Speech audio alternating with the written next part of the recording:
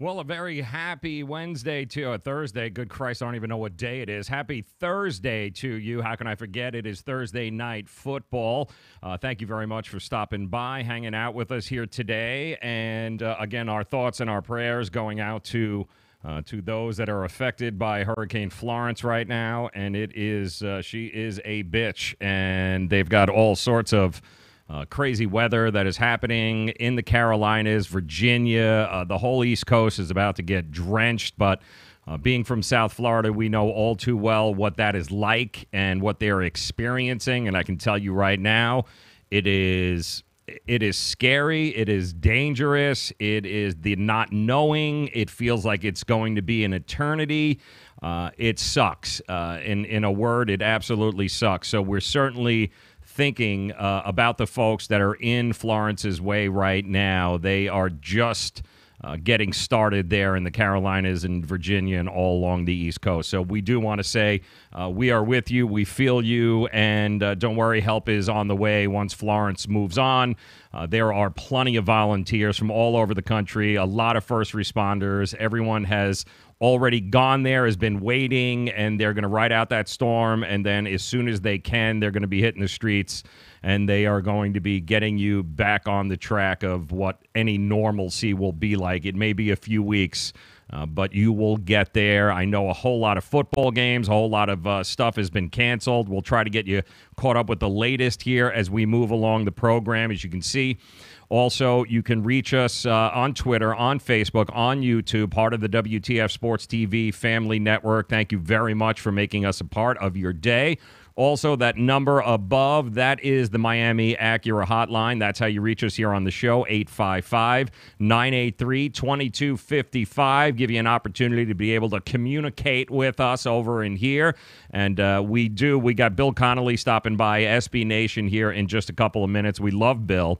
Because I haven't had a chance to talk to Bill in a long time, but Bill is great. He is, when it comes to college football, nobody knows college football better than Bill Connolly. It's been a while since I've had an opportunity to talk to him, but we're going to run down what's going on this weekend, slate of games, the states of football in college, so to speak. And we will, especially a game tonight. I do believe we've got a game, Boston College. We've got two games tonight. Boston College is one of them. And, of course, I think they're taking on Wake Forest and Charlotte and Old Dominion. Those are two games. These games have been moved up because of Florence. So these games are happening a little bit earlier than anticipated, but it's going to be an interesting week in college football altogether. Tonight, Ravens and Bengals, Thursday night football. The Ravens coming off of that unbelievable beatdown, and I mean absolute ass-whooping that they handed the Buffalo Bills, that high school team, last Sunday. Short week for them. They take on the Cincinnati Bengals, who have they took care of business. Any which way you cut it, they took care of business on the road against the Indianapolis Colts. The return of Andrew Luck, who put it up in the air 53 times. But this is a very interesting matchup, and it's very interesting also. We're going to talk about this here a little bit later, but it's going to be very interesting to tell you what's happening in Las Vegas right now and the line movement and what the sharp money is. And when we say sharp money, that is the money of the guys who know what the hell they're doing. That is the money that comes in from the big time, the professional sports bettors, sports gamblers. When that money comes in, then yes, the line tends to move one way or the other. And we'll tell you what the latest on the game tonight between the Ravens and the Bengals is. But first, I've got to bring in a good friend. I haven't talked to him in a long time. I'm glad to see that he is okay and he is still doing college football. Bill Connolly, SB Nation, joins us. Bill, how are you, man? I'm good. How are you? Oh, we're doing good. It's a pleasure to talk to you. College football week 3 is underway. We've got a couple of games tonight, but how would you, looking at what has happened so far in the 3 weeks, and even with the Ohio State mess with Urban Meyer, the first 2 weeks of college football, how would you classify it? Not very full of surprises, I'll say that much. Top teams that the teams we expected to be the top teams have been the top teams so far. And after that, it's kind of window dressing. So, yeah, we're kind of waiting for the first really, disruptive weekend of the season. We haven't had it just yet. And we've got here in South Florida, of course, we've got the University of Miami, we've got the Hurricanes, Mark Richt, a lot of Florida State fans here, a lot of UF fans, a lot of Florida, college football in South Florida and Florida in general. We got some diehards here, Bill, and I know there's a lot of Florida State listeners right now, a lot of Florida State viewers that want to know what the hell is wrong with Florida State. Is there something wrong with Florida State? Yeah, there's plenty wrong at the moment, but the question is, how fixable is it in the short term? And I think, at a whole, a lot of the things are pretty fixable. I think as time goes on, DeAndre Francois will look more and more familiar with the offense he's trying to run. I can't really make myself worry all that much about the defense. They start slow and then they're fine after that. But the offensive line has been a blatant issue, and it's something that we saw in previous years. We're really seeing it this year, and everything stems from that. It's amazing how much harder it is for a quarterback in a new system to make the right read when he's not getting any blocking, or, when he's in 2nd and 9 really quickly. The run game has just been abysmal so far, and I think that's been the trigger for everything else that has kind of beset the Florida State offense. And how about UF? It's, first of all, Florida State's schedule doesn't get any easier. It gets harder as the season goes on, so it'll be very interesting to see how they finish up the year and go into these next couple of weeks. But UF, you talk about all these off-field issues to start the season. Dan Mullen comes in, all these athletes, and yet they lay an egg against Kentucky. Are there fixable issues at Florida? Yeah, I don't see. Other than the fact that they're, the big plays they're giving up are a little on the too big side. I don't really necessarily see any incredibly, just fatal flaws that are going to prevent this team from eventually getting to 6 wins at least, and that would be an improvement after last year. But I do think that last week, they just ran into a Kentucky team that knew itself a little better. Benny Snell, since about midseason last year, has been absolutely on fire. He struggled at the beginning of last year. His line struggled, I should say. And since then, they have him to lean on, and Florida doesn't really know what it has to lean on yet. I think that made the difference down the stretch. And of course, Bill Connolly joining us, SB Nation. When it comes to college football, he is running for college football commissioner, and you got my vote, by the way, there, Bill Connolly. Miami is the other hot mess team here. Listen, it's great. They beat up on a high school team last week. They covered the 61 points, 61.5 points, but they still continue to move along in a schedule with a lot of question marks at quarterback. Is that the biggest issue we're looking at with this team? Oh, yeah. That's, it was – I was very curious what Malik Rozier would come out of the gates, how he would end up playing here at the start of the year, because the end of last year wasn't all his fault.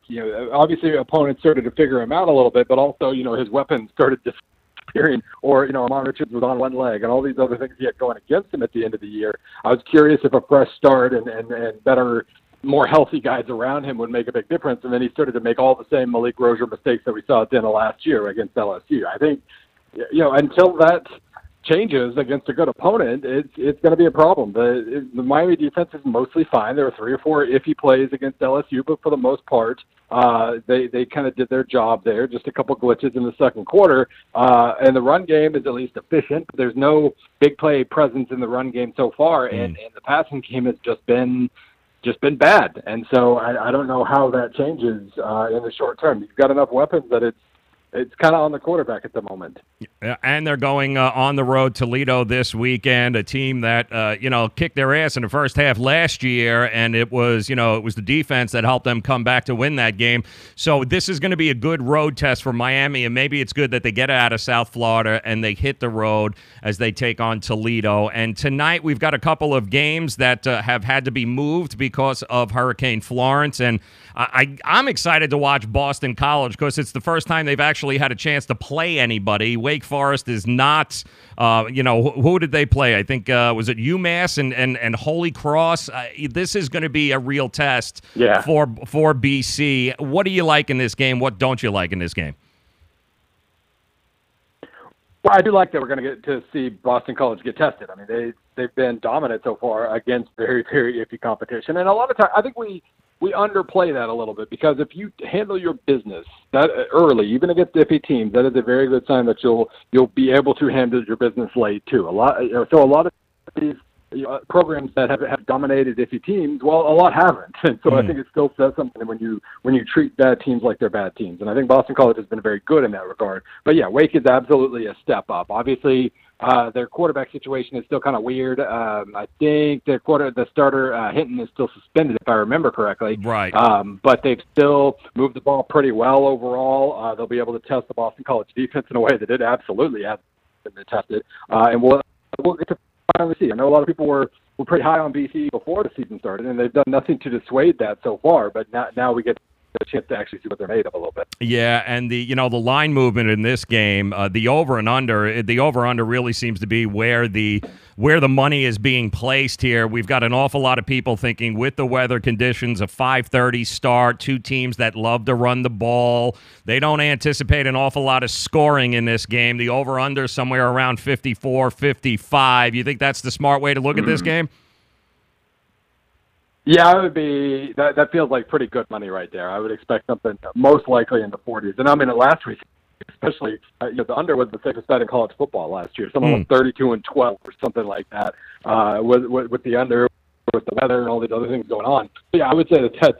I think Boston College handles its business again, but I do think it's going to be reasonably low scoring. Yeah. You start averaging 215 yards on the ground, then there's not going to be an awful lot of scoring going on here. Bill Connolly, SB Nation, joining us. All right, Bill, I want to play a little overrated, underrated game with you if I could, because here we are, week 3, and there's always a lot of, especially public overreaction to what they've witnessed over the first couple of weeks. There's people that are just riding on the history and the legacy of some of these programs, and they're not taking a look at some of these teams for what they truly are. So I'm going to give you a bunch of names. I want you to tell me if you think they're overrated or underrated, and I'm going to start with everybody's favorite, Clemson Tigers. Are they overrated or are they being underrated right now? I think they're about properly rated, honestly. They're a top 5 team. They don't mind not throwing a knockout punch. It gets them into trouble sometimes. We saw it last year. We saw it the year they won the national title the year before. They get up ahead of teams, and they trust their defense. They don't take any chances offensively, and it sometimes almost bites them. And that's what we saw against A&M. That's what we saw about half the season last year. They just get up 2 touchdowns and like, all right, we're good. And then they let teams kind of fight their way back into games sometimes. So I don't think it's any different. They're going to have to figure out the quarterback situation, obviously, because Kelly Bryant's almost like a security blanket almost. They know they can just run him between the tackles 3 times and punt at the end of games, and I think that almost hurts them a little bit. So, yeah, I mean, I'd say they're definitely a top 5 team. They can't be that overrated, I don't think. How about, and talk about overrated, how about the Central Florida Knights? Let's go UCF here. Coming off of an unbelievable season, but they lose their head coach, a little bit of turnover going on there. And if you talk to people in Orlando and down in South Florida, boy, they feel as if they are the most underrated team in the country, the underrated program in the country. What do you think? I mean, they have to give us a reason to, until they give us a reason to not treat them like a top 10 team. I mean, they've looked the part this year. They were absolutely underrated last year. They should have been a much bigger part of the playoff conversation than they were. While I'm guessing they don't go 12-0 again this year, they've looked the part. They still move the ball incredibly well. Their defense is probably not as good as it was last year, so there is that. But this is still a very good team until proven otherwise. So yeah, I mean, they're underrated until they prove they're not. Listen, Josh Heupel, you're going to have to prove to us that this is it's a new UCF team. So let's see what he has there. You mentioned, we talked about Florida State earlier. Would you consider, given the problems and given the slow start, is the Florida State Seminoles overrated or underrated right now? Yeah, I mean, they're definitely not underrated. I do think they're, of the three Florida schools that are all kind of struggling at the moment, I think they're the ones that have the most fatal flaws when it comes to that offensive line and everything else. Until that improves,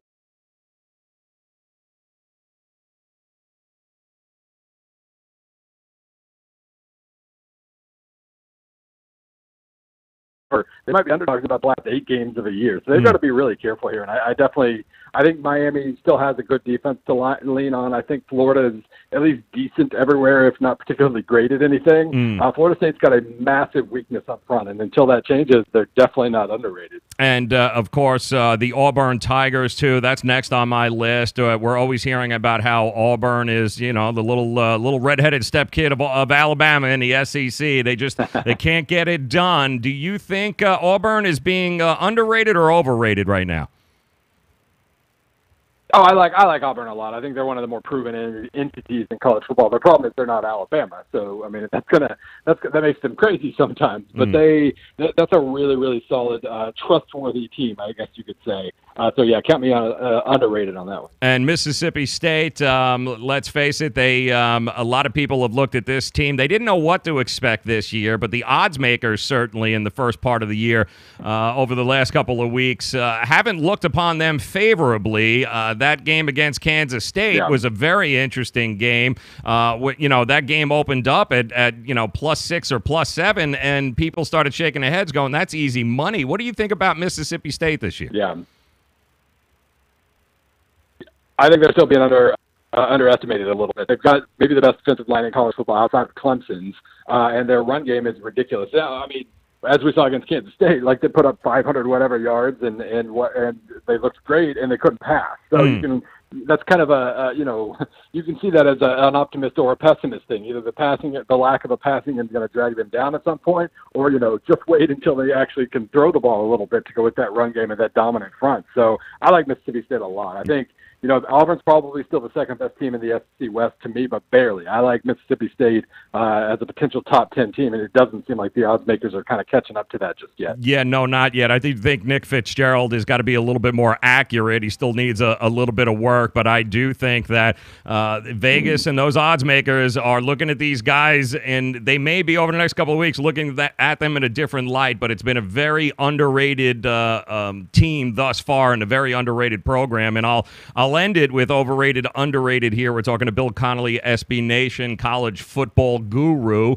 How about the Utes, man? How about the Utah Utes? What do you think about this program and this team? Have they been overrated or underrated thus far? I think people are overreacting a little bit to them, struggling to move the ball on Northern Illinois, but because I think Northern Illinois has maybe the best mid-major defense in the country. They still handled that weird road trip really well, I thought, and I think at this point, until we see what USC is capable of on offense, I think they could be the Pac-12 favorites this year, especially if they can upset Washington. They've come really close the last 2 years. I don't think of them as like a top 15 team or anything like that, but this is a solid at least top 25 or 30 team, and I think based on perceptions, based on opinions I've heard, I think that makes them a little underrated. And, of course, we got the big game. You've got USC and Texas this weekend, and there's going to be a lot of people right now. I'm looking at the numbers in this game over the week, and there's a lot of people overreacting to USC's loss to Stanford, and then, of course, Texas coming in and people going, Texas is it's awful. Tom Herman can't get it right there. What do you think about this USC versus Texas matchup? 8 o'clock, it's going to be Saturday over here. Who do you think is the more underrated team in that game? The problem with that question is just that Texas is two different teams. When it gets to be an underdog, Texas, Tom Herman teams, when he gets to coach as an underdog, are tremendous. I think they get their A+ effort every single time when they're in that underdog scenario. And then when they're favorites, they're listless. It was this way the second year at Houston. It was this way last year at Texas, and now it's this year so far as well. But they do get to, even though I think they're a slight favorite now, they're going to be able to play that underdog card a little bit with the big game in town. And I would assume that means they put a really good, a much better, at least, effort on the field. So I guess that means I'm leaning Texas, but I don't feel incredibly comfortable about that. And give me one before I let you go here, Bill Connolly, SB Nation. Futures, talking about futures right now and the prices that we're seeing across the board. Obviously, Alabama is going to be up there. Clemson, Georgia. Do you think there is a team that, may just shock the world this year that nobody is talking about, could end up winning it all? It's always, in college football especially, it's always hard to predict that just because it's usually, the powers that be remain the powers that be. But I do think Mississippi State's a team worth keeping an eye on in that regard. They have, obviously, the path to make a run, even if they lose a game along the way. And they're like 50-1, I think, in terms of national title odds right now. So I'm still picking Bama, of course. Right. But if you're looking for a decent, in that 20-50 or 75-1 or whatever range, I think Mississippi State is a lot more well put together than people realize, and they could do some damage. Yeah, they can. They opened up 125 to start the season just before it opened up. So again, one of the very underrated teams and underrated programs that could shock the world. You never know. All right, Bill Connolly, thank you so very much for taking a couple of minutes out, my friend. We got some football tonight. We got it over the weekend. Be well, man. I look forward to doing this again real soon, man. Thanks so much. Absolutely. You got it. Bill Connolly, SB Nation. Check him out. He is the college football commissioner as far as I'm concerned. And, yes, he is getting my vote. Love Bill Connolly. And he's absolutely correct. When it comes to underrated teams in this country, I do think that Mississippi State is a team that Vegas hasn't caught on to yet. The bettors certainly have. I know the Sharps have absolutely looked at Mississippi State over the last couple of weeks, especially starting with that Kansas State game and how they were getting 6-7 points. It was a very, very strange thing the way Vegas and the odds makers have looked at Mississippi State, but that is a real team. And Alabama and the rest of them, Auburn, as good as Auburn is, Mississippi State could end up shocking an awful lot of people. I definitely agree with him there. All right, welcome in. If you're just joining us, that was Bill Connolly, college football commissioner there, SB Nation. I would definitely follow Bill if you haven't done so already. If you are a college football fan, nobody knows more about college football than Bill. His insight and his breakdowns week to week are pretty amazing. So check him out, Bill Connolly, SB Nation there. Tonight, football, Boston College, Wake Forest. That game is getting ready to kick off 5:30 tonight, and the wind, they're anticipating 15-20-mile-an-hour winds in that game to kick off. And if you still have a chance, if you haven't done so, run to the book, run to whoever it is that you get your action with and see what the over-under number is for that game. It's been all over the map all week long, but I can tell you right now, 54, 55. Some books, it's been bet down to 53, but if you can get it in that 54 to 55-point range, the under is definitely I don't want to say easy money because nothing is easy money, but I would almost put the stamp of approval. I would put the Jersey Kid pick stamp of approval on that and say that, yeah, there is a lot of value in the under 54-55 in this game, Boston College versus Wake Forest. That's going to kick off ESPN tonight at 5:30. So that's going to be a lot of fun, not to mention all sorts of really interesting college football games happening this week. And we've got a game tonight, and you know it and I know it, the Ravens and the Bengals, and you want to talk about interesting line movements, as I got to pick up my papers. Hold on one second. That's the fun thing about doing live video casts here and streaming to you guys live on Twitter, Facebook, and YouTube is it's not like radio, so to speak, where all of a sudden we could have dead air. You guys can actually see what's going on. So if I bend over and I pick my ass, you guys will actually know that, oh my God, look at that. He's bending over, he's picking his ass. So I don't have to pretend here. So I have to bend down and pick up some papers right now. So I'm going to do that so you can actually see me do it. And we don't have to worry about there being any dead air or people knocking down the doors going, oh my God, are we off the air? We're not off the air. I'm just bending down. I may pick my ass while I'm down there, but I'm going to go down and pick up those papers anyway. So give me a second. Yeah, look at that, huh? We're back. We are back. And by the way, also at WTF Sports TV, if you haven't done so already, check us out over there. We stream live to you each and every day, 4 p.m. All you got to do is like us, subscribe to us. The YouTube channel has all our videos as well as our Facebook channel. If you guys are following us on Facebook, good afternoon. Welcome in. Also, YouTube. It's always a pleasure to see you guys. And, of course, Twitter and Periscope. You guys are just crazy.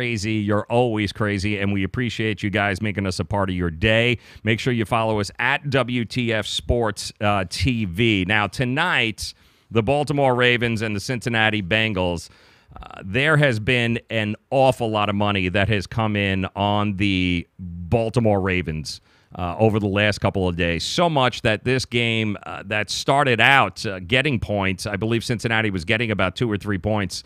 Now this game is a pick-em, -1 in some books, but there is an awful lot of cash that has come in on the Baltimore Ravens. And when you look at that, you're probably saying, well, it has a lot to do with the fact that the Baltimore Ravens beat that high school team, the Buffalo Bills, right? They beat them by, 4 touchdowns? They put up a 40-burger on them. It wasn't even competitive. And Cincinnati was in a competitive contest on the road against the Indianapolis Colts. So you got to look at this and go, is the public overreacting here? Is there a little bit of overreaction to what the Baltimore Ravens did against a piss-poor Buffalo Bills team? And I can tell you this right now, even though both teams are entering this game 1-0, that 44-point blowout over the Bills, forget about it. Absolutely forget about it, because there's a couple of trends in this game that tell us, yeah, Baltimore in this spot, or actually any team in this spot that ends up blowing out a team by that many points. In fact, since 2003, teams that have won the previous game by 21 or more points at home have gone 185, 239, and 14 against the spread. That is 44%. That, any professional sports bettor will tell you, is not a good number. That is nowhere near a number that you want to have happen here. But since 2003, those teams that are just blowing people out the week prior, yeah, they don't generally do all that well against the spread the following week. Now, to add that, teams that won by 35 or more points the following week, 36, 47, 5 against the spread, that's even worse. So that's even worse from a percentage standpoint. Andy Dalton has got a terrible rap when it comes to Thursday night games. In fact, his record when it comes to Thursday night football games is abysmal, especially against the spread. But I will say this, Andy Dalton is one of the most successful NFL quarterbacks against the spread. Bettors, sharps, guys that do this for a living love Andy Dalton, because when it comes to him performing and him beating the number, he's done it an awful lot. And in fact, he's 63, 40, and 7 against the spread. He is the most successful active quarterback in the NFL against the number. And that's almost, what is that? That's almost 61, 62% he has covered, which is really, that's an amazing number when it comes to active quarterbacks right now. But also keep this in mind. They are 8-0, being the Bengals. 8-0 against the Ravens since 2012, when they've scored at least 20 points or more. 20 points or more, 8-0. When they haven't been able to score 20 points, yeah, they're 0-5 against the Ravens in this situation. So they scored 3 touchdowns last week against the Indianapolis Colts. A.J. Green, Joe Mixon, Giovanni Bernard, they seem to be healthy. Andy Dalton, they seem to have their stuff going on there. So can they put up some points? Can they put up more than 20 points? If they do, they're almost assured a victory against the Baltimore Ravens. But keep in mind, a lot of money, and I mean an awful lot of money, has come in on this game from the sharps. They've actually, it's fallen back to a pick'em game, or even or -1 Bengals in some books. So there's been an awful lot of money coming in on Cincinnati as of late, which is kind of force the books to hedge their bets a little bit and protect themselves against a Baltimore win, because so much public money came in on the Ravens early on. People just looked at that victory, that 44-point victory last week, and went, oh, my God, they are amazing. Look at that. They are absolutely amazing. The Baltimore Ravens are going to win the world. They're going to be champions. Well, yeah, let's slow your roll a little bit, just a little bit. Cincinnati, I think, is a very underrated, undervalued team right now.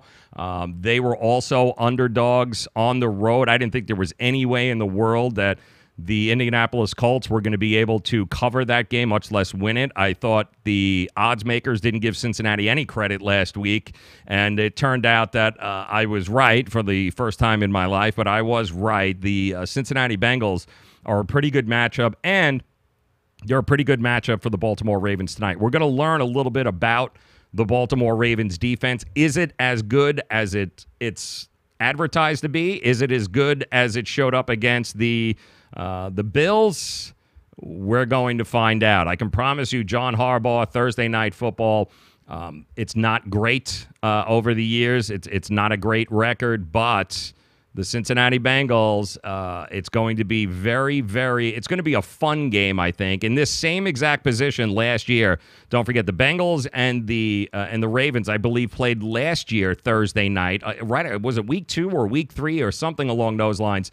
And they got absolutely demolished. They got blown out. Baltimore made them look silly, and Andy Dalton has not been great on Thursday night. But you know what? Neither have the Baltimore Ravens.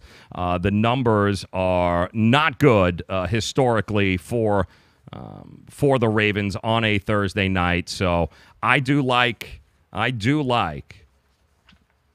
the under in this game. I'm just going to say that, and then I'm going to move on from it because I don't want you guys telling me how you spent your money and that I don't know what I'm talking about. But I do see the under here at about 46 or 47. I do like the under. I don't know that there's going to be an awful lot of scoring in this game, but Vontaze Burfict is still not going to be playing for the Cincinnati Bengals. So the linebacking core of the Cincinnati Bengals is a little thin there, but also at the same time, you've got they're pretty healthy on the offensive side of the ball, that being the Cincinnati Bengals. So it'll be interesting to see what happens in this game tonight. We got all sorts of people popping up here in YouTube that I want to say hello to. I can't even, that's just, let's see, Alu is saying hello, what's going on? Alu's in all, you got to buy a vowel there, man. I don't even know how many letters you got in your name, but welcome in, man. Thanks for making us a part of your day. Ravens Bengals tonight, just about an hour away from Boston College. Get ready to take on Wake Forest. So we do have some college football as a little appetizer here tonight to wet the whistle. So that's always fun. We've also got some baseball news for you as the baseball races heat up. There's only about 15 or 16 games left in the season, and we'll tell you what's going on. Just crazy what happened last night when it came to the National League and the Cubs and the Colorado Rockies and the Diamondbacks, and we've got the Atlanta Braves. How many of you even knew the Atlanta Braves are in first place in the National League East, and what's going on in the National League altogether is a little mind-blowing. The Yankees are hitting the panic button because they can't figure out what to do without Aaron Judge for some reason, which also blows me away. So we'll talk about that coming up. Do want to give you the number here, too, as well, 855-983-2255. That is how you reach us here on the show. That's 855-983-2255. And at WTF Sports TV. Make sure you guys subscribe like I can't even pronounce his name there, has done on YouTube over there. We do appreciate him stopping by and hanging out with us. This came across just about an hour ago. It looks like Aaron Rodgers is, in fact, going to go for the Green Bay Packers against the Minnesota Vikings this week, and I could not be more opposed to that decision by this organization. I know why they're doing it. They're doing it because they have absolutely failed Aaron Rodgers as a player, as a person, as a quarterback, as a team. This organization has done a terrible job of finding anything even remotely competent to be able to back Aaron Rodgers up to the point where, and I'm not even saying you're never going to get another Aaron Rodgers, but we have seen now over the last couple of years what competent backup quarterbacks can do when your starting quarterback disappears or gets hurt or is unavailable for a couple of weeks, right? I mean, we witnessed it with Nick Foles last year and the Philadelphia Eagles. They end up walking away with a Super Bowl trophy with a backup quarterback, and yet here we are with Aaron Rodgers, who has absolutely no choice but to play in this game this weekend against the Minnesota Vikings because Aaron Rodgers, the entire city of Green Bay, state of Wisconsin, the entire country, you, me, everybody understands that if Aaron Rodgers doesn't play, they lose. It's not even up for debate as far as being competitive or having a shot at winning. DeShone Kizer is not a competent or able backup. You might as well put an empty jersey out on the field if you're the Green Bay Packers, because I'm telling you right now, there is no way that team wins with anybody right now outside of Aaron Rodgers under center. And that's a shame, man. That is absolutely a shame. Welcome in, Red Avery 1. What's going on? It's always a pleasure to see you, brother. Also, Stymie Snerdley is back in, man, on YouTube. Welcome in, Stymie. Too early to make that call, Stymie, huh? And I'm going to assume, since your picture here, let me just get that for those of you who didn't see it. Your picture, you're wearing a Cubs hat, or that's a picture of Joe Madden there. So I get what you're saying there with the Cubs blowing it so far. We're going to talk about that in a minute. But I must admit, the Green Bay Packers are driving me absolutely crazy because football is better if Aaron Rodgers is in the game. I think we can all say that. That division is better if Aaron Rodgers is healthy. And over the last couple of years, Aaron Rodgers has been consistently hurt now over the last 4 or 5 years. He went down last year, and it was over. The season was over. And if Aaron Rodgers doesn't play in this game, and we know he's not 100%, and the risk-reward here is they risk losing Aaron Rodgers with that knee injury. He hasn't practiced all damn week.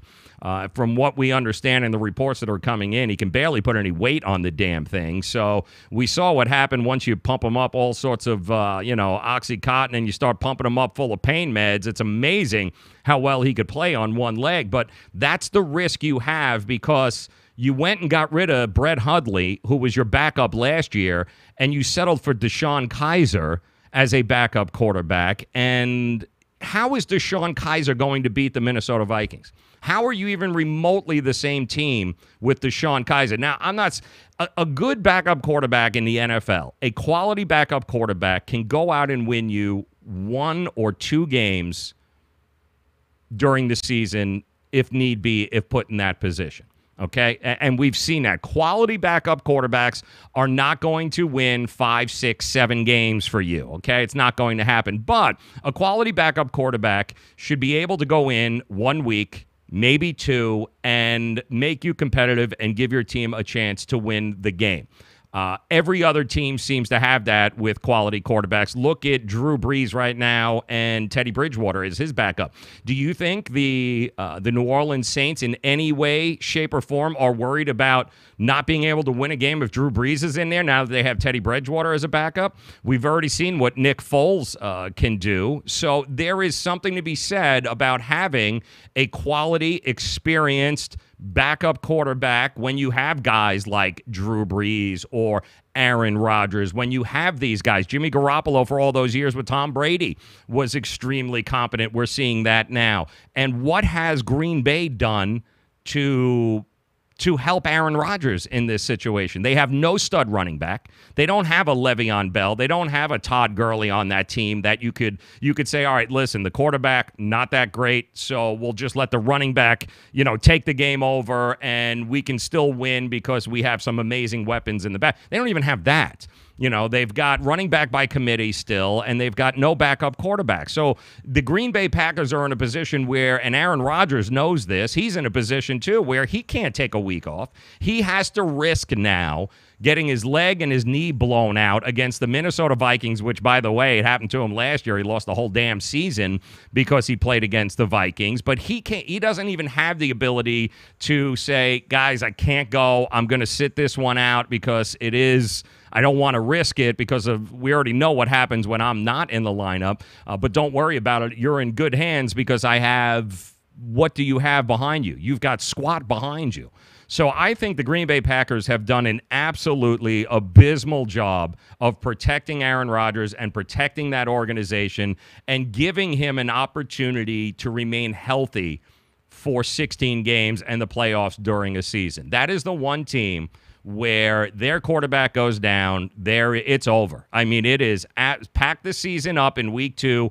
It is over if Aaron Rodgers gets knocked out of the game against the Minnesota Vikings. And the only people to blame there is Ted Thompson and the rest of the management and ownership there in Green Bay. What in the hell are you doing? Seriously, what are you doing? You're going to force this guy to go in and play this game. He's not going to sit it out because he knows that if he doesn't play, you don't win. So you know what Aaron Rodgers is going to want to do, and the organization has no choice because they've given him nothing. There is nothing there. They have failed Aaron Rodgers. They have failed that fan base, and they have failed that team because one more injury from Aaron Rodgers, and he's gone 6-7 weeks, and so is the season for the Green Bay Packers. Agree or disagree? Want to hear from you guys. 855-983-2255.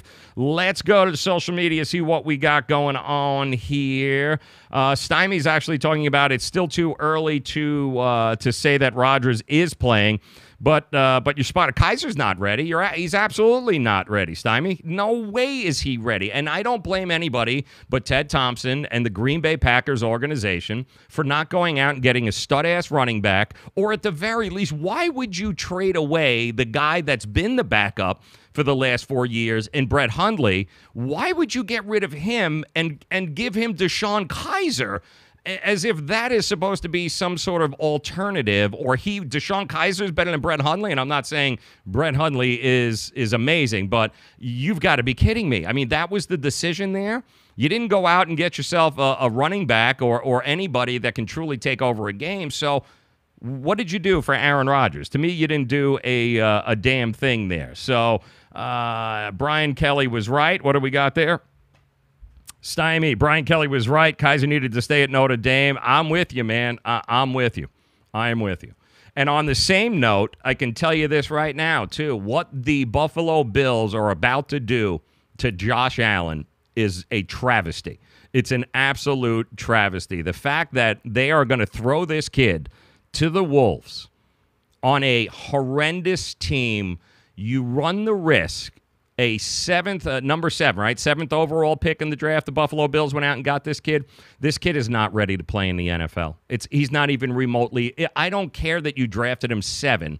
It doesn't make him all of a sudden ready to play in this league. He is not. And the reason why they stuck with Nathan Peterman is because what does that tell you? He's not ready to play. But it also tells me that Sean McDermott doesn't have a clue as to what he is doing as a head coach and a leader of an organization. Might have been a great defensive coordinator. Congratulations. But the fact that you stuck with Peterman, okay, you got rid of A.J. McCarron, and now you are going to throw this kid, Josh Allen, to the Wolves it's a shame when I tell you, an absolute shame. They're going to win 2 or 3 games possibly this year if they're lucky, the Buffalo Bills. And I love that fan base. I love those people. I would love the Bills to be competitive.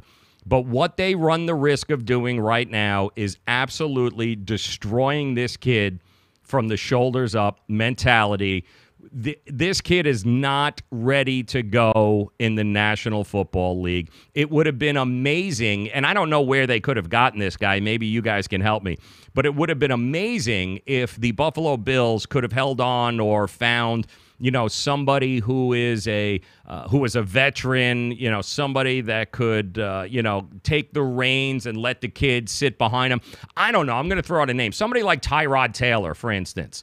How great would it have been if the Buffalo Bills could have had Tyrod Taylor to anchor this team this year and let Josh Allen sit behind him and be able to, learn the ropes and get acclimated to the – how cool would that have – what was that?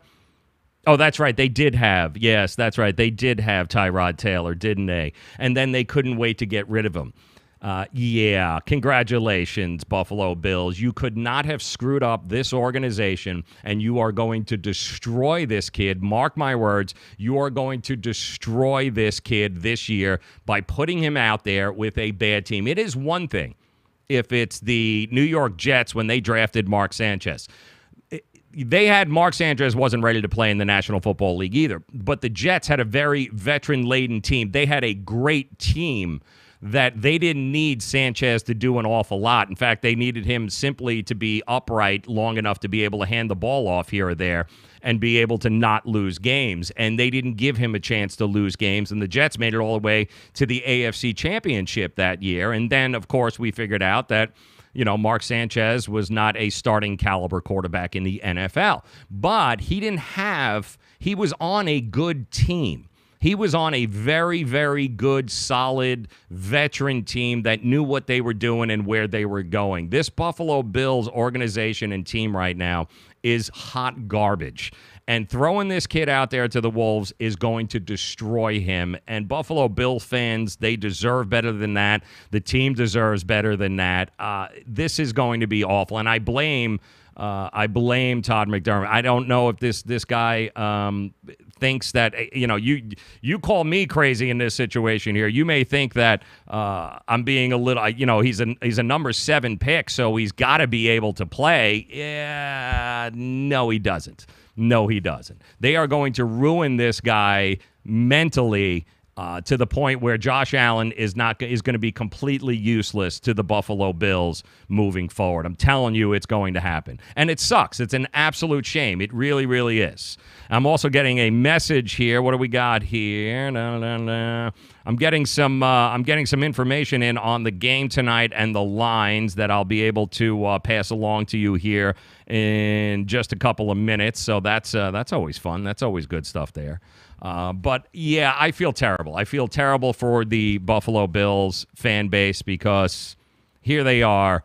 Ownership, the Pagulas, you should know better than that. They should know better than to do this to that kid. The NFL is a copycat league, is it not? We should be able to learn from past mistakes that people make, and we have seen it time and time again. You take a quarterback, a young kid who's not ready to play yet, and you throw him to the Wolves like that, you run the risk of that guy becoming a total wastoid from the shoulders up. He loses all self-confidence. He doesn't think he can play. He already has all sorts of accuracy issues. So how does putting him on a bad team where all you have is LaShawn McCoy, how is that going to help anybody? So congratulations, Buffalo Bills. You are screwing it up for everybody. So between you and the Green Bay Packers, I don't know who I'm more disgusted with from an organizational standpoint for what you've done for Aaron Rodgers and what you've done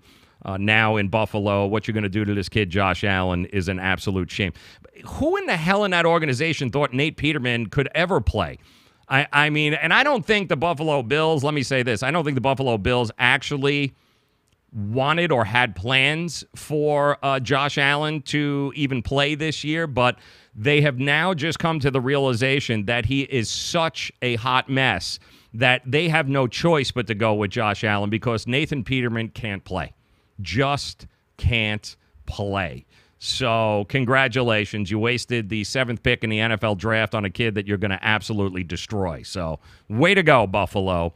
And I do want to just say this on the New York Jets. This story came down late yesterday, and I love the fact that ownership, when it comes to ownership in the NFL, you've got a few owners, Jerry Jones, who can't get out of their own way. They don't let the football people handle or make the football decisions.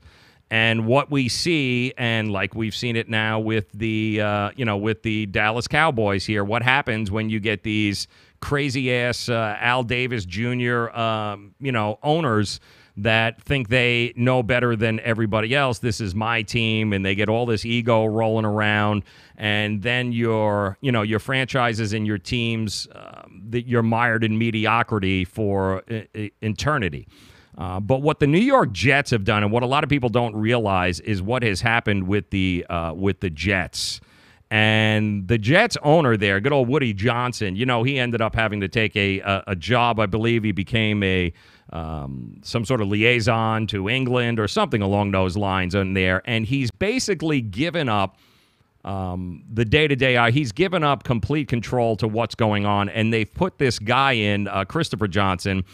His son is the acting chairman and CEO while his father is on doing other things. And what he has done is he's decided that, you know what? Not my strong suit here. I don't want anything to do with running this thing. I'm hiring people, Brian McCagnon, and I've got to trust my general manager. I've got to trust my head coach. I've got to trust my scouting department. He's taken a completely hands-off approach to the football decisions. And can I tell you, he had nothing to do with the Sam Darnold decision about starting over Josh McGowan. He had nothing to do with making the decision of taking him in the first round or making any of the decisions about trading Teddy Bridgewater. All of these decisions were made by the football people in the Jets organization. And that tells me that the New York Jets are on the right track. And yes, I'm a diehard Jet fan, but as a diehard Jet fan, I can tell you, hearing that football people are making the decisions now in this organization, you don't have to look very far to see what's going on with this team and the direction that they're going. This is a team that is on the up, while we continue to look at teams like the Dallas Cowboys, the Oakland Raiders, the San Francisco 49ers, where they've got these egotistical owners who seem somehow to think that they know better than everybody else. And what you get is, a 500 team. Congratulations, that's what you deserve. So kudos to Christopher Johnson, the acting CEO and chairman for the Jets. Pretty impressed in what you're doing and letting the actual football people in your organizations, the one that you pay a shitload of money to, make the decisions about what happens with the football team. Kudos, man. Absolutely kudos. The Pagulas, I don't know what the hell they're doing in Buffalo. I really have absolutely no idea what you're talking about. We've got Alu back over there. Says, I hope you're wrong about Josh Allen. Go Buffalo. Listen, I hope. I wish the kid nothing but success. I wish the Buffalo Bills, the organization, the fan base, I wish you guys nothing but success. But the reality is that is hot garbage, okay? That is hot garbage. That team is awful. You don't throw rookie quarterbacks who aren't ready to play. You don't put them out on the field with teams that also aren't ready to compete and play. And if we learned anything last week, it's that Nathan Peterman shouldn't be on this team anymore. He shouldn't be in the NFL in any capacity, not even washing jockstraps. And Josh Allen is not ready to play, and you shouldn't be putting him out on this field with this team. It's a travesty what they're going to do to this kid. And I hope I'm wrong too, but I don't think it's going to happen that way, unfortunately. All right, 855-983-2255 is how you reach us. At WTF Sports TV, Twitter, Facebook, YouTube. That is how we roll here. We invite you to become part of the WTF Sports TV network and family. Make sure you follow us and subscribe and do all of that good stuff there, and like and share and retweet and do all of that stuff there. Tell your friends, tell your family. We do the show here every day, 4 o'clock, Monday through Friday, getting you caught up with the latest topics in the world of sports. We're going to talk some baseball here in just a couple of minutes. Want to get you caught up with the latest when it comes to the races. Want to thank Red Avery and Stymie and Jules, man. Jules, what's going on, brother? It's good to see you. Thank you very much for stopping by. For those of you that are on Facebook Live hanging out with us, we love you. Thanks for making us a part of your day. We will talk about the Major League Baseball races coming up. And then this story also just came by. There is a high school coach in California that just lost his job. And the reason he lost his job is because of what happened to a JV team at his school, which is, can I tell you something? I'm kind of pissed that I didn't know about this when I was in high school playing, because this is something that I would have done, and I'm sure you would have done. But when I tell you what happens with this story, you're going to, it's priceless when I tell you, absolutely priceless. Unfortunately, the guy lost his job, and I'll tell you why that is. That's coming up here in just about 10 minutes. But I do want to tell you about our good friends over at Miami Acura. That's right, South Dixie Highway, Palmetto Bay. If you haven't done so already, make sure you check it out and stop by. take a ride, take a test drive, the all-new 2019 RDX. I'm telling you, once you get behind the wheel, you'll never give it back. I promise you. And then, of course, you're going to get arrested, thrown in jail, and then say it was all my fault. But you know what? It's worth the risk. Go take the car for a test drive.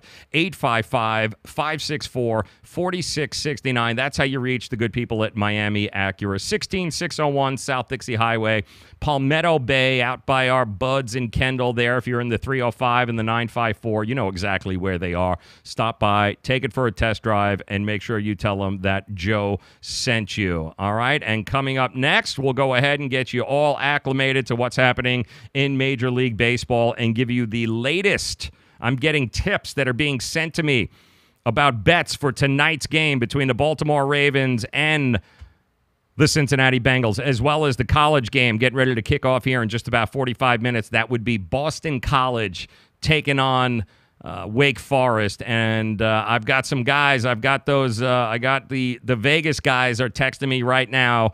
They're telling me some line movements, and they're telling me some bets to make. So I will go ahead, and I will share that information with you. We will do that coming up here in just about 5 minutes. We got to take a quick pause for the cause.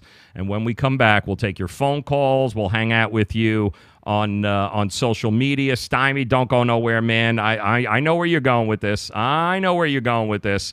We'll go ahead and take that when you as soon as we come back. Give us 5 minutes. We'll be right back.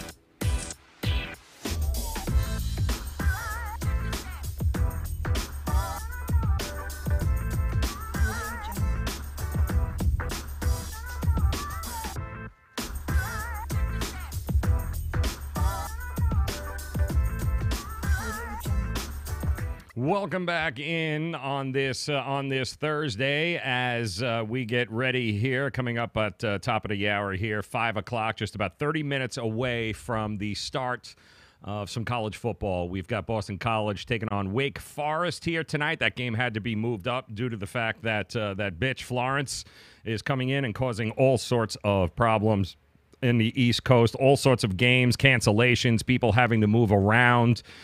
It sucks, and it certainly sucks for the people in the Carolinas right now who are having to deal with this. And as we are here in Miami and South Florida, we know all too well what that whole hurricane situation is. And our thoughts and our prayers are with them. And hang in there. It will get better. Unfortunately, it's going to get worse before it gets better. We all know what that feels like, and it sucks. And it sucks big time because there's a lot of panic. You don't want to go to sleep. You know, there's shit hitting off the side of your house left and right, and you don't know what it is. And I hope the people heeded the warning and evacuated. Certainly anybody along the coast. They're continuing to say on the broadcasts how this is a once-in-a-generation kind of storm with the amount of flooding and everything else that's going to be coming the way, because it's never the wind. That's the problem with these storms. Trust me, it's always the flooding and the rain and the storm surge that comes in that causes the most damage. So we wish you guys nothing but the best. Our thoughts and our prayers are with you. I wanted to get that out of the way. We also have some information that came in about tonight's game and the Boston College game. We've got our friends over in Las Vegas that are sending us some information and some plays here tonight. I'll pass that information along to you. I promise I will. But I did want to go ahead and run down quickly what happened in Major League Baseball last night, if you guys haven't seen it, and what is at stake right now. And I'm with you. You got Stymie dropping by. Major League Baseball demanded the Cubs travel to D.C. for one game today, while the mayor of D.C. declared a state of emergency due to the hurricane. And that is truly a WTF there, Stymie. I am with you altogether. Yeah, I'm not quite sure why they would have forced them to do that at this particular stage in the game. Somebody in Major League Baseball thought it was imperative that that game get in the books and get played, but I'm with you. You could have extended it. Oh, the problem is that they're running out of real estate now in Major League Baseball. There's only about 15 or 16 games left. And if you don't make that game up, and of course the Cubs, if they weren't in a playoff race, I'm pretty sure that they would not have had to have gone ahead and make that trip. But they do, and it sucks for the Cubs, but you had to make that game up because of the situation that Chicago is in right now in the Central. And speaking of the Cubs, we'll start there with them first. The Brewers are now back to one game. That is right. They are within one game of the Cubs, and it was an amazing series over the week. If you guys didn't get a chance to see it, they played a 3-game set, total postseason atmosphere.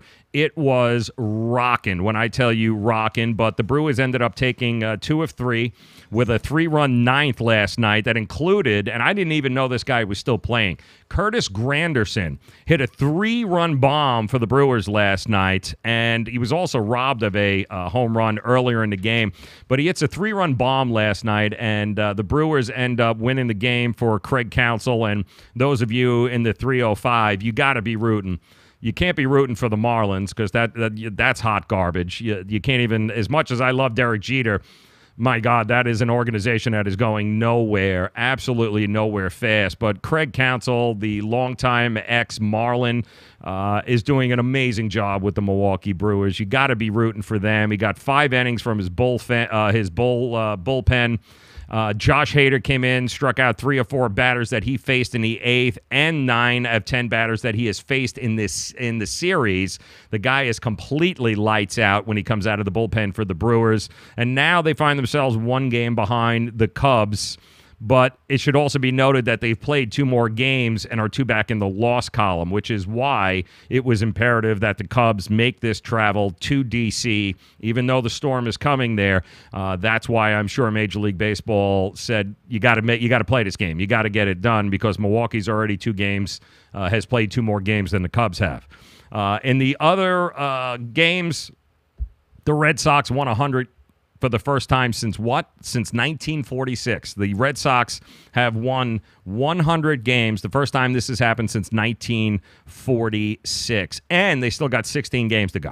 How crazy is that? What a season this has been for the Boston Red Sox. They had a 1-0 win over the Blue Jays last night thanks to David Price, who since he has come back after the All-Star break, he's 5-0 since the All-Star break. The guy has been absolutely lights out, and it couldn't happen at a better time. In fact, in 9 starts since the All-Star break, Price is 1.56 in an ERA. That's crazy. He has by far been the team's best starter, especially with Chris Sale out, dealing with those on and off again shoulder injuries. So pretty cool that David Price has actually made a comeback for this team. They are having a historic year. They've already clinched a postseason spot. Their magic number to clinch the American League East now is down to 7. Why? Because of some dude named Jake Odorizzi or good Christ, nobody even knows who this guy is. But he did a great job of almost no-hitting the New York Yankees last night, who are a hot mess. This team is an absolute hot mess. They are in bad shape, folks. I hate to bring it to you, Yankee fans. When you almost get no hit by Odorizzi, who is it? How the hell do you pronounce this guy's name? Odorizzi? Is that what it is? Odorizzi. Okay, Odorizzi. Yeah, 7 1/3 before finally Greg Bird, of all friggin' people, slammed the 120th pitch for a double. But they were completely shut out, losing to the Twins again. Just terrible. Absolutely terrible. And if you're telling me that the New York Yankees miss Aaron Judge that much, where Aaron Judge is the reason why they have been as bad as they have been since the All-Star break, I don't even know what to say to that. Stanton, by the way, for the New York Yankees, keep this in mind here, Yankee fans. Of all the supposed Yankee stars, okay, every one of them through a stretch this year has, in one way or another, carried the team when they needed it the most. Aaron Judge, look at what Aaron Judge apparently means to this team. They're scoring almost 2 runs less a game with Aaron Judge not in the lineup. So Aaron Judge did his part there. Luis Severino, even though he couldn't hit water if he fell out of a boat right now, through the first half of the season, Severino carried that Yankees rotation and carried this Yankees team. In fact, the only guy that hasn't done it is Stanton.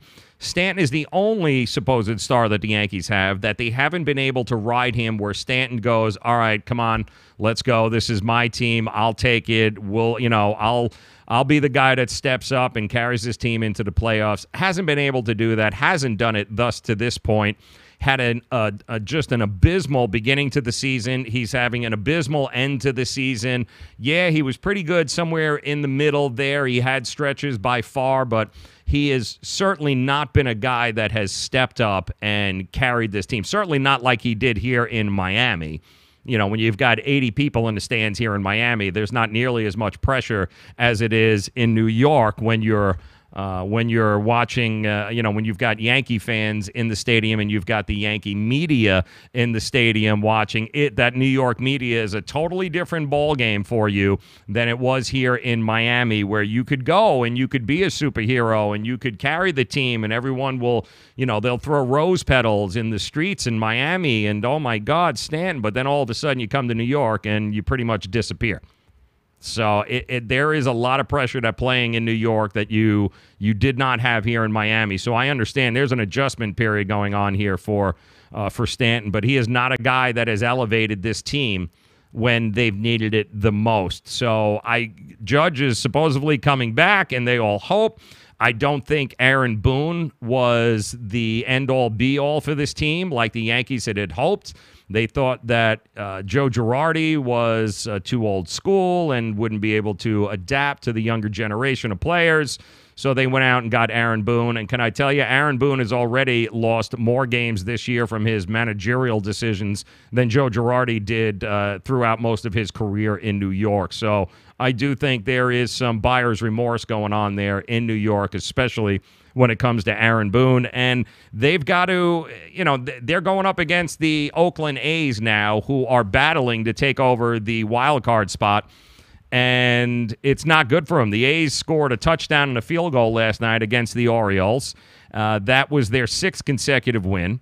So congratulations to them. They are 32 games over 500 for the first time since September of 2003, if you can even believe that. And they're 1 game behind New York for the top wild card spot. And that also comes with home field advantage in the wild card game. So the Yankees do not want to have to travel to Oakland.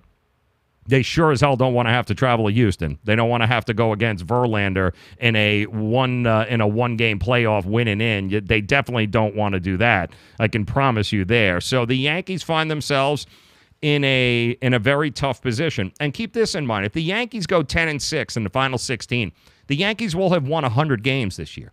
In any other season, that would have been good enough to clinch the American League East.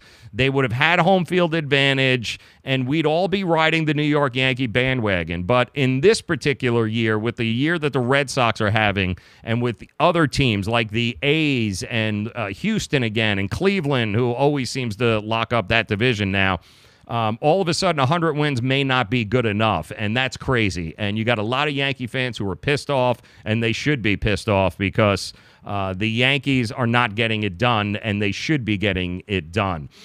Stymie, what do you got for me here? Stymie writing in, if Milwaukee makes it to the World Series, I just hope they let Bob Uecker do the national broadcast. Yeah, man, I'm with you. How much fun would that be? Right? How much fun would it be if you can get good old Uke in there to call the game? Is he even still doing it? I don't even know. Is he alive or is he dead? I don't even know what he's doing anymore. Is Uecker even in? That's a good question there. But, boy, that would be how much fun would that be? You can get old Uecker just a bit outside. How much fun would that be over there? Listen, I'm rooting. I like Craig Counsell. I like Milwaukee.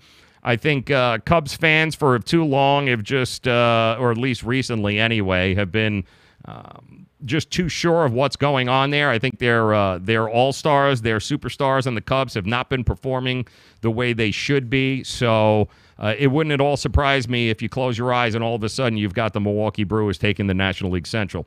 The Rockies took a walk-off against the Diamondbacks last night. How cool is that? DJ LeMahieu, 2-run opposite field home run. And now all of a sudden the Rockies are 1 game up on the Dodgers in the National League West, and they have 3 games coming up in L.A. next week, so that's going to be fun to watch. The Braves won their 5th straight. The Braves. What the hell happened to the Philadelphia Phillies, by the way? The Phillies were supposed to be the next up-and-coming team. The Phillies were supposed to shock the world, at least if you talk to Phillies fans. They were supposed to shock the world, and, yeah, they suck. The Phillies have – you can't catch the Braves. The Braves have high school players on the team. You got a bunch of 19, 20, 21-year-olds on this team. Nobody's even heard of them, and yet the Braves end up winning their 5th straight now and are heading they have a 7.5-game lead in the National League East over the Philadelphia Phillies, who were supposed to. This was supposed to be their year where they turned a quarter. Jake Arrieta. They were supposed to do all these wonderful things in Philadelphia, and you guys are the biggest pretenders I have seen this year by far.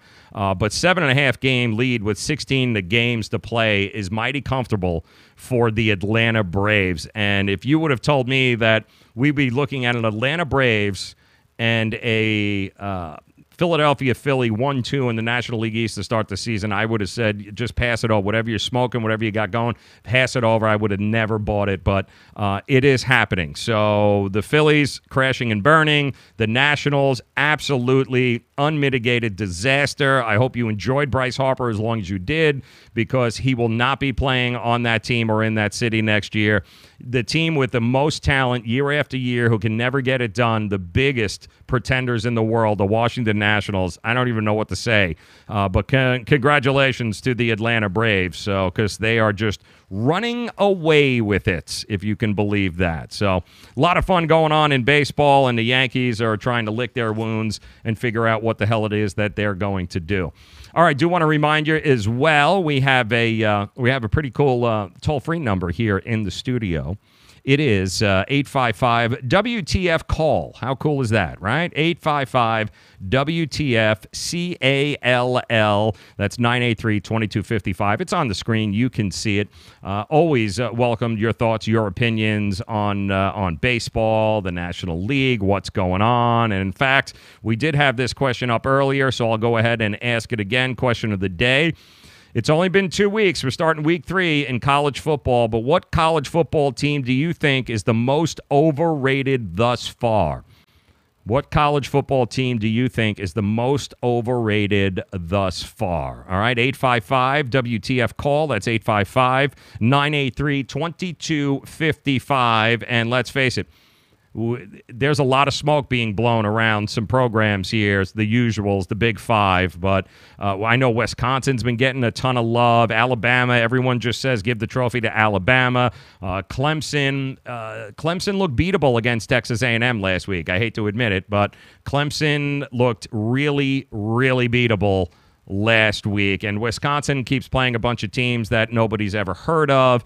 Penn State lost to Appalachian State, almost lost to Appalachian State. So there are a few teams that are at the top there I think are totally overrated, and I want to know what you guys think. 855-WTF call. Also hit me up here on social at WTF Sports TV. That's Twitter, Periscope, Facebook, YouTube. That's how you reach us, guys.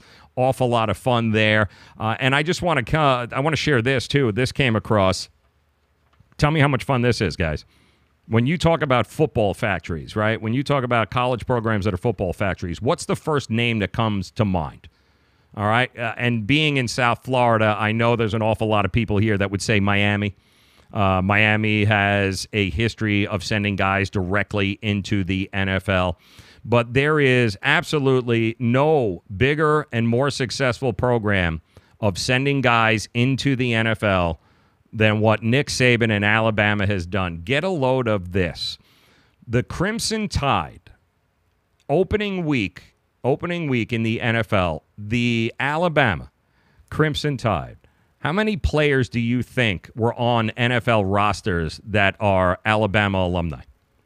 What number would you give that? As a matter of fact, I won't even tell you. I'll let you guess. Hit me up here on social media and hit me up here 855-983-2255. How many players do you think Alabama has on an NFL roster? How many players in the NFL right now went to Alabama? I will tell you this for the UM people watching right now and listening. UM and Ohio State are tied, okay? They are tied for 5th with 36 apiece. 36 NFL players right now went to either Miami or Ohio State. So what do you think that Alabama number is? Hit us up on social media at WTF Sports TV or give us a call at 855-983-2255.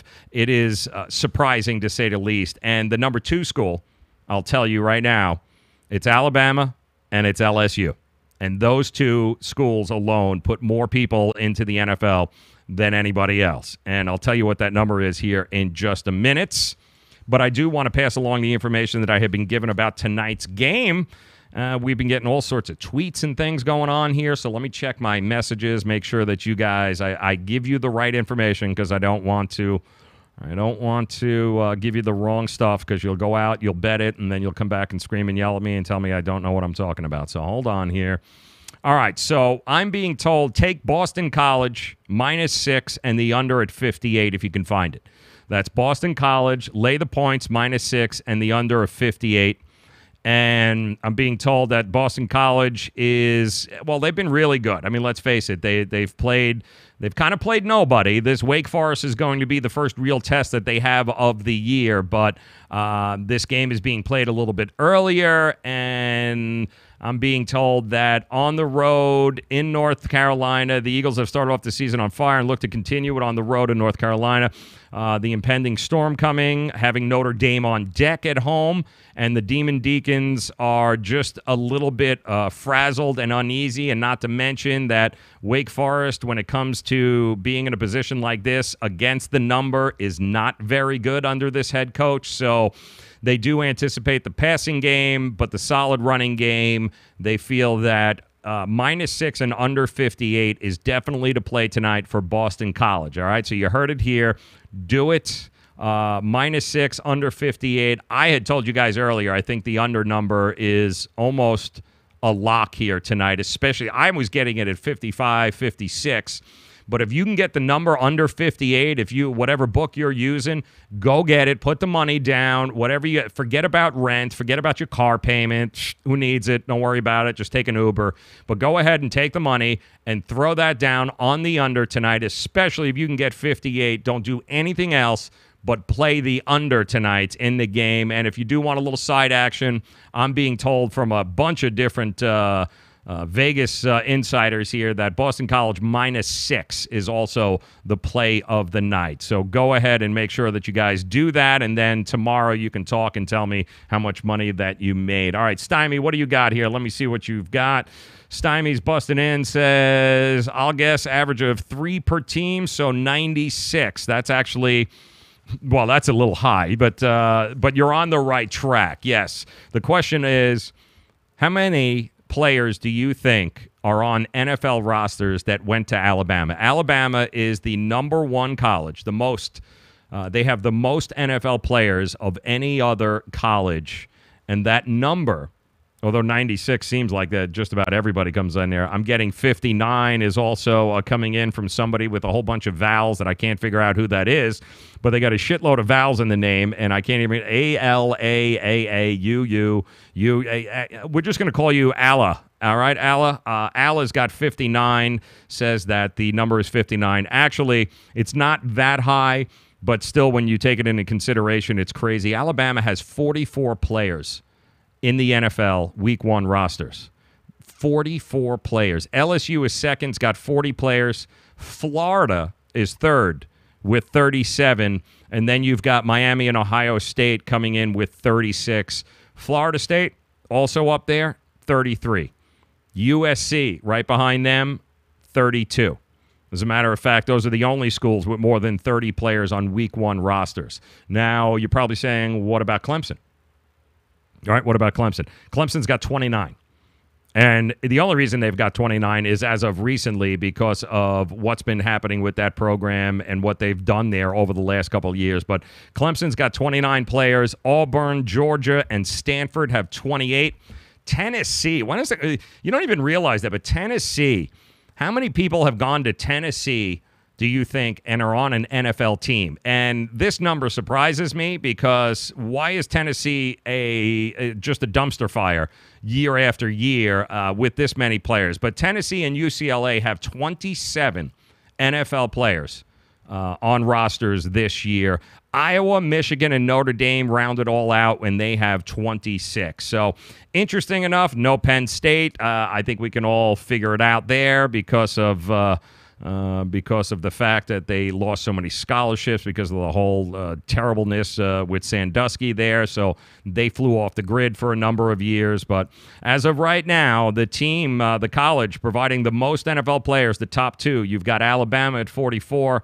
LSU is number 2 with 40. So if you've got a kid who wants to play football in the National Football League, those are the schools that you want them to go to because that's where they've got the track record of making it to the show. Oh, so we've got Al in here. Al is a big, I believe he's a big LSU Tigers fan too, so he's probably excited to hear that. 40 LSU Tigers are in the NFL now. How crazy is that? All right, I want to get to this one story. It is hilarious. I don't know what else to say about it, and I'm actually kind of pissed off that I didn't think about this when I was in high school and playing, because this is probably one of the funniest stories that you guys will hear all week long. There is a coach, a high school coach who has recently lost his job out in L.A., and the reason that he has lost his job is because of a prank that was played out on the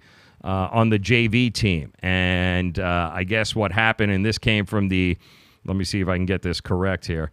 I don't want to misquote anything. Was it the LA Times? Yes, the LA Times. Here it is. Yes, the LA Times.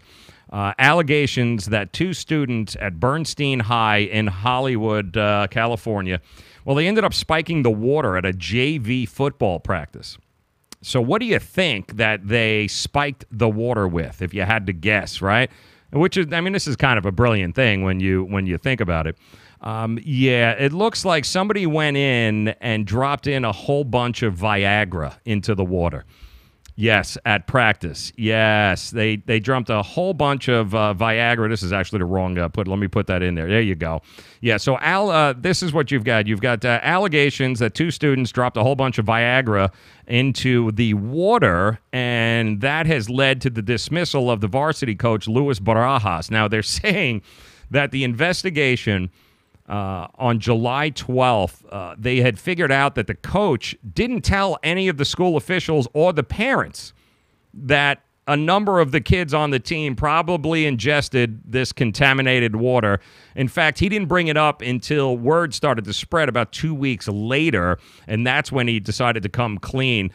Prior to that, it was actually pretty damn funny. He wanted to handle it internally, but that didn't work out that way. And maybe the funniest part about this story is what the starting JV quarterback had to say about the situation when he was asked by officials. And you guys, if you can read this on the phones right now, but let me just say what Johnny, the starting JV quarterback, had to say. He said, the water tasted kind of funny, but it always tastes funny because we fill it from a hose behind the gym. He says, next thing I know, my cup is feeling really tight in my practice pants, and I didn't think much of it until I found myself changing coaches' plays so I could get to go out of the shotgun or remove myself from the shotgun and place my hands under center. Apparently, he was having a very good time feeling the underneaths of his center. Didn't want to go shotgun, so he kept placing his hands between his buddy's legs there, and couldn't figure out what the tingling was, but was really happy. He said that, quote, his fingers tickling my taint was the highlight of the practice. So there is just so much fun with this story. I don't even know where to begin, but I'm trying to think of what the coach was trying to do here when the coach figured out what was happening here. So the coach finds out that somebody spikes and put a whole bunch of Viagra in the water. He's got a bunch of kids who are probably, I don't even know what that practice must have looked like. I would have done anything to have been there and just pissed my pants watching it happen along the lines there. But you got a bunch of JV kids running around, can't figure out what's going on. They're tingling all over the place. And this coach doesn't tell anybody. As a matter of fact, he tries to squash the whole thing, feels it's better that none of the parents know, none of the administrators know nothing. And ultimately, it ends up costing his job. But I got to tell you, and I know what happened here. They probably got a whole bunch of these tablets from a Shell gas station that they sell there. With that, they have God knows what in it. From a parent's perspective, it's just a horrible story because you're like, my God, who knows what's going on? Who knows what's in those things? But from an outsider standpoint, for somebody sitting over here right now, that is some funny ass shit. I am sorry, man. Brilliant idea, prank on whoever thought of it on the team. Who thought it was probably somebody on varsity who probably went in there and spiked the water. So you had a bunch of 16 and 17-year-olds running around the field and can't figure out why it is that they're all tingly there, and they have to keep adjusting the cup like the JV quarterback Johnny had to say there. But guy ended up losing his job for it. Now he's facing all sorts of child abuse allegations, everything else. The whole school now is liable. Parents are up in arms. And my question is, why did it take 2 weeks for them to figure out that this was a thing? I am shocked because usually when you get into stuff like this at high school, you would think that the word would travel a little bit faster in that circle, but it didn't, and it took them 2 weeks for him to do an investigation. And the line of the day is that I just the quarterback's fingers tickling my taint. That was it for me, man. I got to tell you, I could barely get through the story after hearing that. It was actually pretty damn funny.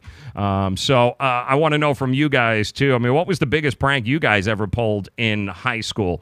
I'd love to hear that, too, as well. 855-WTF-CALL. That's how you reach us here on the show. 855-983-2255.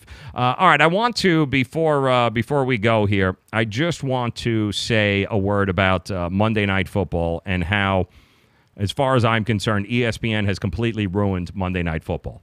And I don't know that there's any coming back from this. Monday Night Football was a unmitigated disaster this week, and it's not going to get any better. They have two brand new, I believe, they've got two brand new crews. One of them is with Joe Tessitore, Jason Witten, and Booger McFarland, who was the worst. And then the other one was Brian Griese and Beth Moen, and they did the Jet game. And then you had McFarland, Tessitore, and Witten do the night game in Oakland. And you guys tell me, I don't know if you had a chance to watch these games and listen to them, but did you notice something was off? Did you notice that something was a little bit different about the broadcasts? Because on social media, I absolutely was witnessing it. It was almost unwatchable with the sound on. And this has got nothing to do with a whole gender thing, or though ESPN apparently is making it about gender. They're kind of pushing their agenda on anybody who actually watches Monday Night Football. I don't have a problem with Beth Moen being a female and calling. I don't have that problem. What I have a problem with is her delivery and the way she sounds. It's not suited for football. It's just not suited for a Monday Night Football where she is going to be the lead.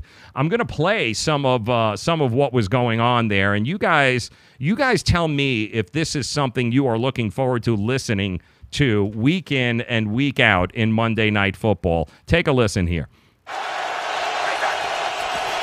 And on his first play, they're going to let him roll out and look downfield. The throw back across the field, and it's intercepted. And it's going to be a pick six for Quandre Diggs on the very first play of Sam Darnold's debut. Easy interception for Quandre Diggs, a smart football player. You want to be aggressive, but you got to be smart, too, at the first play of the game. Way to go, Greasy. They'll run it this time. And it's Bilal Powell with a nice burst, and he's got the first down.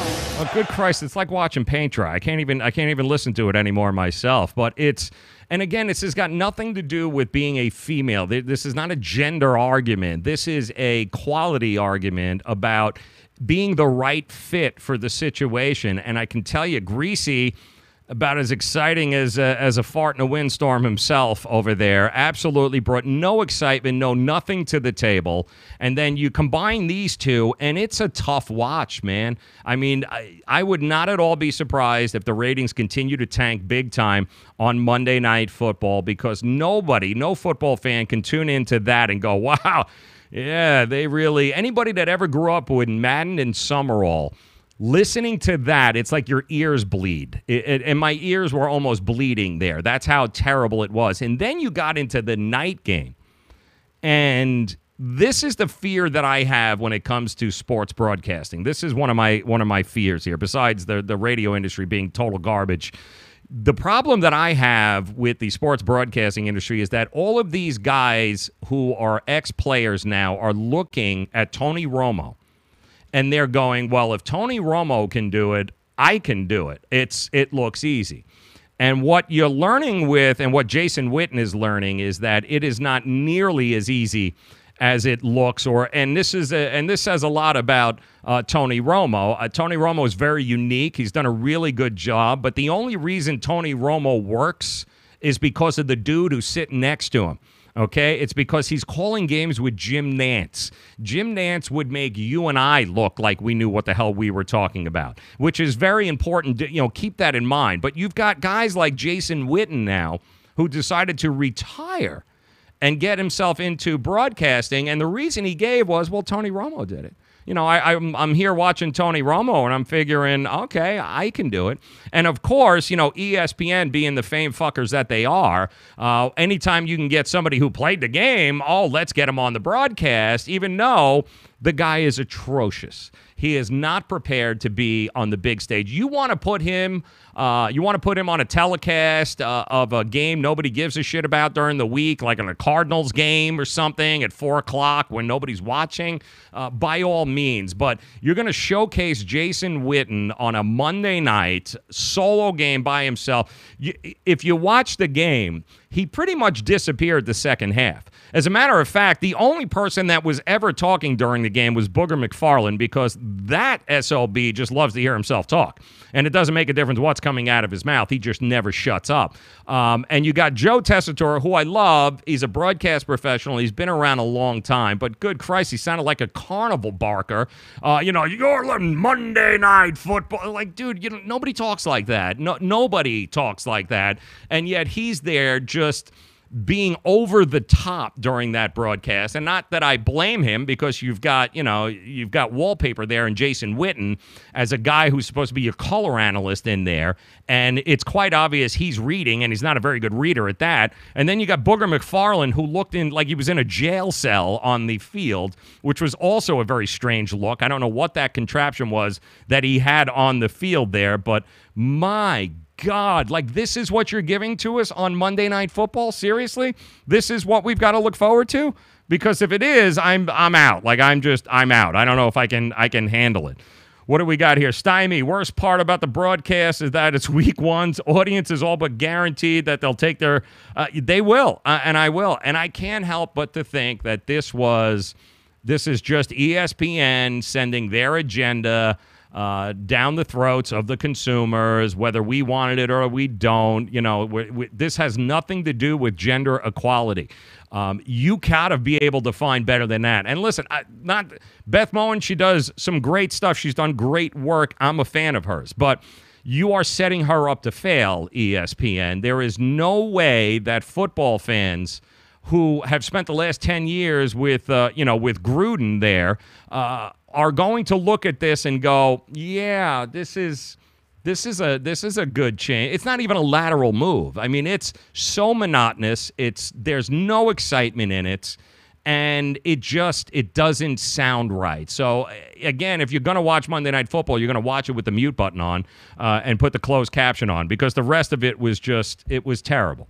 And both broadcasts, both teams, as far as I'm concerned, are just Jason Witten, he's got no business being in the booth on a single situation like that and on a national spotlight. The guy was just awful. Absolutely awful. 855-983-2255 is how you hit us up here. That's 855-983-2255. Do want to thank our good friends over at Miami Acura as well. We love them at Miami Acura, and we ask that if you haven't done so, make sure you check out the all-new 2019 RDX. Go take it for a test drive. You'll probably steal it, do 3 to 5 in Opelika, and then come back and you can take it for a test drive again. But honestly, once you get into this car, you never want to get out. And the deals are almost like giving it away. It truly is. The lease deals are amazing right now, and all they ask is go take it for a test drive. You take it for a test drive, tell them what you think there. Miami Acura, South Dixie Highway, Palmetto Bay in the 305-954. You know exactly where it is, 16601 South Dixie Highway in Palmetto Bay, close to our peeps over in Kendall. Or just call them and tell them I'm coming to take this thing for a test drive and I won't be back anytime soon. 855-564-4669 is how you reach them folks there, all right? That is actually pretty cool stuff. I'm still trying to figure out the whole tickle in my taint thing. That just, I can't get that out of my mind there. I apologize. All right, 5:35. We're getting ready to kick off here. BC, Wake Forest. Don't forget, if you still have time, the numbers have come in. -6, Boston College. The under at 58. If you have a chance, go in and get them. I'm not sure what the halftime number is. The first half number is on that game, but take it if you still can. Under 58 is definitely to play here. Boston College, Wake Forest. I want to thank you guys so very much for stopping by. Bill Connolly, also want to thank him very much. SB Nation for stopping by. Make sure you guys check out and follow Bill Connolly. If you guys like college football, nobody covers it better. The insight, the game breakdowns. Bill Connolly, definitely college football commissioner. He's got my vote. The guy rocks. SB Nation. Make sure you check him out here on Twitter. All his social media handles are in the description below. Check him out. Bill Connolly, SB Nation. Want to thank him so very much for stopping by and hanging out with us. And again, as always, want to thank you guys for making us a part of your day. Remember, we are here every day, Monday through Friday, 4 p.m. We start the show. We go for a couple hours. We interact with you. It's interactive. It's informative. It's fun. I get to hang out with you. You get to hang out with me. You can mute me. You can make fun of me, draw shit on my face. It's so much fun. It really, really is. So I do want to thank you, and I hope that you'll spread the word and tell your friends about it. Make sure you can tune in. It's so simple to do, guys. YouTube, Facebook, Twitter, Periscope, streaming live. And if you don't have a chance to get here live, you can always catch us on the replay, because you guys know how it works on YouTube and Facebook. It never goes away. It's always there. It's posted immediately after the live broadcast. You'll be able to see it. And I want to thank WTF Sports TV, making us a part of the family there. Some of the funniest and best sports content you'll get by following WTF Sports TV. Make sure you subscribe on YouTube, Facebook, Twitter. Follow them. I appreciate it. I'll always appreciate you and your time. So thank you very much. And don't forget, we'll be back again tomorrow, 4 p.m. Make plans. Come back and join us to stymie over there, Al and Red Avery and Jules and Frankie P, all you guys that have joined us via social media there. You guys rule. Look forward to continuing to do this throughout the NFL season. Look absolutely forward to hanging out with you each and every day during the week. 4 p.m., write it down. Come back and join us again tomorrow. Enjoy the game. Have a great night, and best of luck to those in the Carolinas. Our thoughts and our prayers are with you as the Hurricane Florence begins to make landfall. So good luck to you guys. We'll talk to you tomorrow, 4 o'clock. Thanks so much.